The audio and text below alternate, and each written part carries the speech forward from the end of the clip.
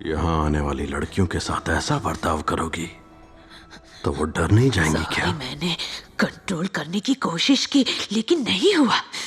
जब इन औरतों को देखती हूँ बहुत गुस्सा आता है। जाओ कल शाम आना और अपने भाई को भी साथ ले जाओ। जल्दी करना भाई, जल्दी। इस कोर्स के आखिरी साल में हम लोग एक बहुत ही अहम टॉपिक शुरू करने जा रहे हैं। आमतौर पर एक साइकोपैथ और एक सीरियल किलर में दो फर्क होते हैं। एक सीरियल किलर किसी भी हद तक जाने के लिए तैयार रहता है। अपने मकसद को हासिल करने के लिए ना उसे कोई वजह चाहिए और ना ही कोई मोटिवेशन। लेकिन साइकोपैथ ऐसे नहीं होते। उनकी मोटिवेशन और वजह जबरदस्त होती है। सर, अगर हमारा किसी साइकोपैथ से सामना हो जाए तो कैसे बचा जा सकता है? एक साइकोपैथ अपने दिमाग में एक काल्पनिक कैरेक्टर पैदा करने की ताकत रखता है और उन्हें लगता है कि वो जो कुछ भी कर रहा है वो सही है और वो अपने दिमाग वाले काल्पनिक कैरेक्टर से बात करते रहता है। तो उसे बातों में लगाए रखो। आपको उसकी ये धारणा तोड़नी होगी कि वो जो कुछ भी कर रहा है वो बिल्कुल सही कर रहा है और यही टेक्निक कहलाती है ब्रेन फ्रीज। सर, इन केस फाइल्स में तो सिर्फ सीरियल नंबर दिए गए हैं। इन फाइल्स में तो फोटोज या डिटेल्स कुछ भी नहीं है। आपको समझना होगा कि जो भी केस आपको पढ़ाए जाते हैं वो बहुत ही खतरनाक होते हैं। अगर आपको उनके फोन नंबर या फिर एड्रेस या उनकी सारी डिटेल दे दी जाए तो आप क्या करोगे? आप उनका पीछा करने लगोगे। मिसाल के तौर पर मेरे पास एक साइकोपैथ औरत का केस स्टडी के लिए आया था। अचानक एक दिन वो मेरे घर पर पहुंच गई, वो भी चाकू लेकर। कहने लगी तुम्हारे पास दो रास्ते हैं, या तो मैं तुम्हें मार दूं या फिर तुम मुझे मार दो। सर, फिर क्या हुआ? आगे क्या हुआ सर? बताइए ना। सर बताइए ना। सर आगे क्या हुआ? मैं तो जिंदा खड़ा हूं ना, खुद ही समझ जाओ क्या हुआ। जरा आराम से देखना कि कोई आ ना जाए। ओए, इधर आ, इधर आ।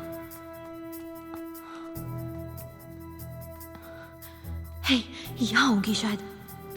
मुझे उसकी तस्वीर ढूंढनी ही होगी।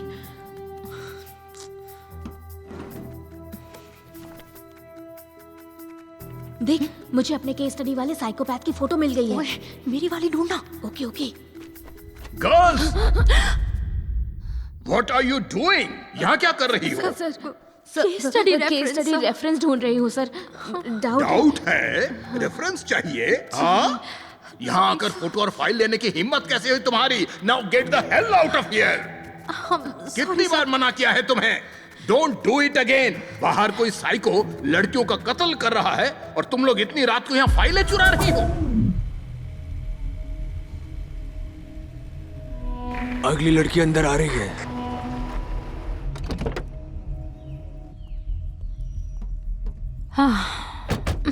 बैक पेन हो रहा है।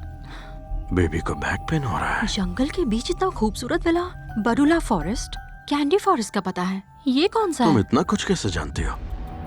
यहाँ पहले भी आ चुकी हो क्या? सरप्राइज।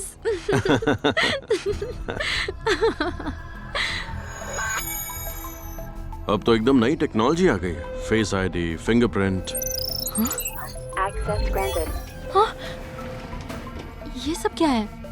ये है मेरी हैंड आईडी। मेरी फेस आईडी के बिना ना तो कोई बाहर वाला अंदर आ सकता है और ना ही कोई अंदर वाला बाहर जा सकता है। पर क्यों? सरप्राइज!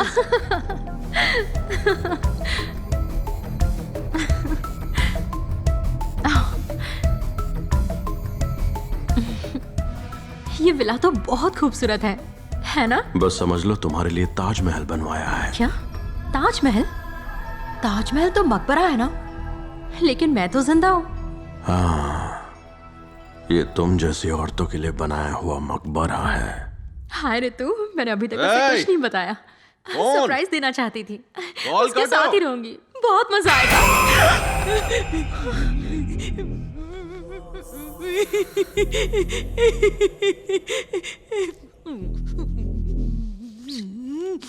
दीदी, चलो यहाँ से।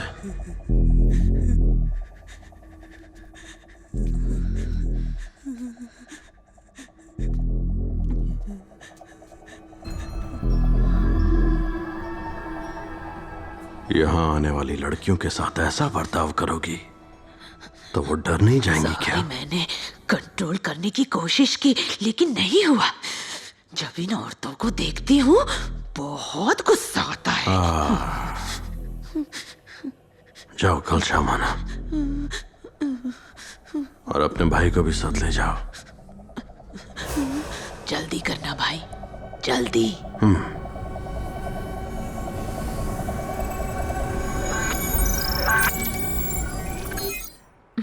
रितु सॉरी, जैसे ही मेड अचानक मेरे सामने आ गई तो मैं डर गई। ठीक है सुन, मैं तुझे लोकेशन भेज रही हूँ, अपने हस्बैंड के साथ आ जाना। कहाँ जा रही हो? ऊपर जा रही हूँ। ऊपर जा रही हो? हाँ। चलेंगे, बाद में चलेंगे ना। अभी जाओ, जाकर फ्रेश हो जाओ। जाओ। मुझे देखकर उन्होंने अजीब सा बर्ताव क्यों किया? क्योंकि मैं पहली बार किसी लड़की को इस विला में लेकर आया, शॉक हो गई थी बेचारी।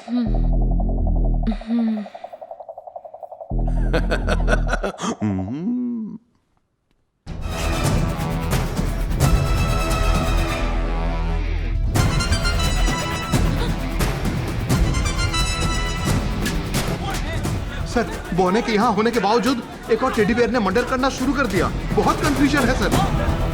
हेलो रम्या, रम्या, रम्या तुम आखिर हो कहाँ? आउट ऑफ स्टेशन हो। क्या कह रही हो तुम? सुनो, तुम एक साइकोपैथ की केस स्टडी कर रही थी ना, वो और कोई नहीं, वो तुम्हारा बॉयफ्रेंड है। शायद क्या बात कर रही है? और वो तुम्हें मार डालेगा। वो मुझे मार डालेगा? समझ नहीं आ रहा मैं क्या करूंगी। मैं किसी तरह यहाँ से भाग जाती हूँ। छी, लूज़र। अपने बॉयफ्रेंड को अच्छे से जानती हूँ। इस केस स्टडी में उसकी फोटो लगी हुई है, मेरे सामने पड़ी है, यकीन करो। वो फोटो मैंने भी देखी है। वो मेरा बॉयफ्रेंड नहीं है। अब सब लोगों को इस बारे में बताती मत रहना। और सुन, 2 दिन में मैं वापस आ रही हूँ। अब फोन रख, लूज़र। रम्या, मेरी बात तो सुनो। रम्या, हेलो, हेलो, हेलो रम्या, हेलो, हेलो।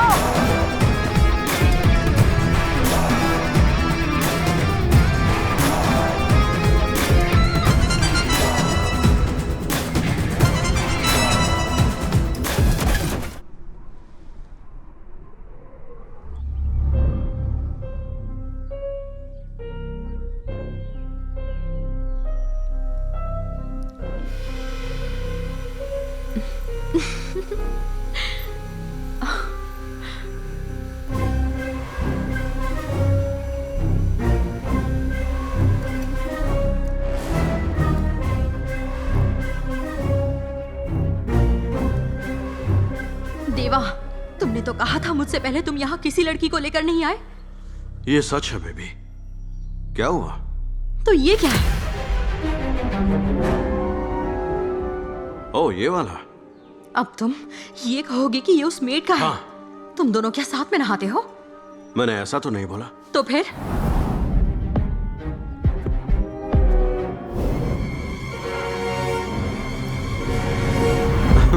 ये वाला तो मेरा है, पिछली बार यहीं पर छूट गया था।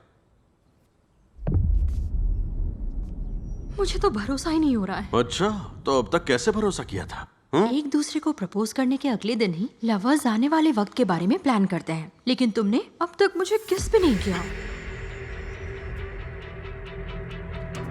अरे, ऐसे क्या देख रहे हो? मुझे हक करोगे क्या? तो क्या किस करोगे?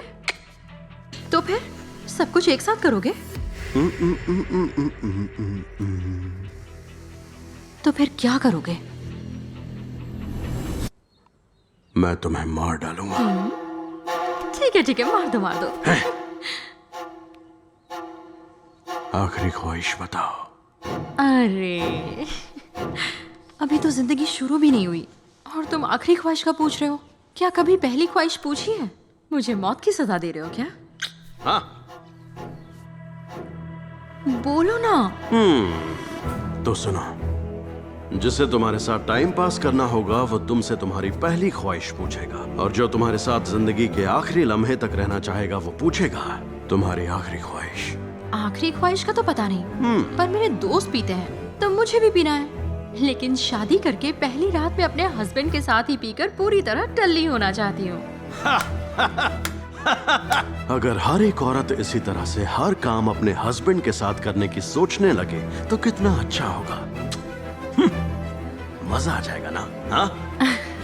चलो चलते हैं। कहाँ?